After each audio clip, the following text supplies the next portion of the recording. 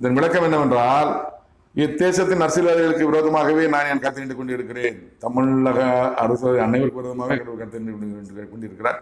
கெட்ட காலம். அவனவன் கிரியைகளுக்கு தக்க பலனை நான் கொடுக்கிறேன்.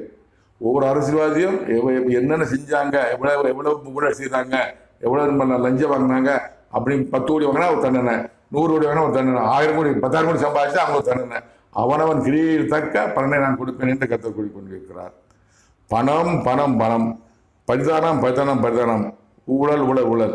பணங்கிறது பணம், பரிதானம் லஞ்சம் வாங்குறது, லஞ்சம் வாங்குறது, ஊழல்ங்கிறது ஊழல் செய்கிறது. ஒரு தொழிலில் ஊழல் செய்கிறது. ஊழல் செஞ்சு ஒரு 100 ரூபாய்க்கு ஒரு காரியம் செய்வேன்னா இவன் 60 ரூபாய்க்கு செய்வாங்க, 40 ரூபாய் பயிர் போடுவாங்க. ஊழல்.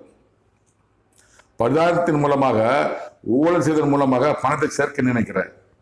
அனைத்து அரசியல்வாதிகளுக்கு விரோதமாக நான் கருத்தை நின்று கொண்டிருக்கிறேன். எல்லா அரசியல்வாதியுமே பரிதானம்